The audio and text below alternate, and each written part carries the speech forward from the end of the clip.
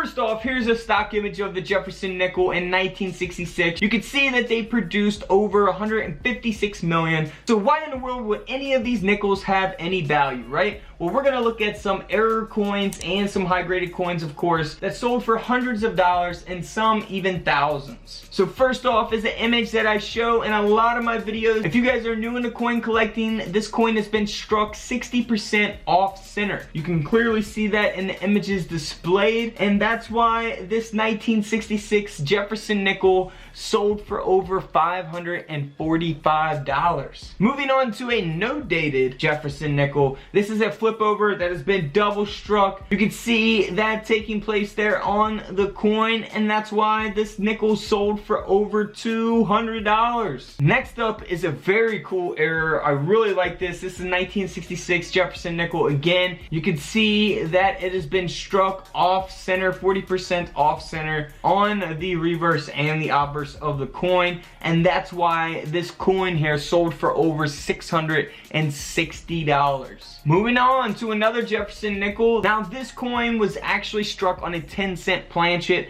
so it was actually struck on a dime. That's why the whole design there is not fitting on this coin. You can clearly see it in both of the images displayed here. So very cool coin. You may come across something like this, may think it's damaged or someone, you know, wore it out or whatever, but it is actually a mint error, and that's why it sold for over $300. Just to show you another quick example of a nickel that was struck on a dime. This one sold for a little bit more money. It was actually sold for over $860. And I know we've been talking about nickels struck on dimes. Here's one that was actually struck on a 1-cent planchet. So this was actually struck on a penny. Obviously you can see the coloration there in the picture displayed, and that's why this Jefferson nickel sold for over $300. Moving on to another 1966 Jefferson nickel, a rotated die. Alright, so rotated dies. What in the world are rotated dies? Alright, so when you got a coin like this and you flip it from the bottom all the way up, the reverse should be perfectly straight, just like the coin is straight on the front. However, when you flip it over, it is to the side, and that is a rotated die. So that is a very simple error to always look for. All you guys gotta do is look at them straight, flip them over, make sure it's straight, and not rotate it like this. You want it to be rotated, of course, because that will give it a little bit of value. This nickel here sold for over $275.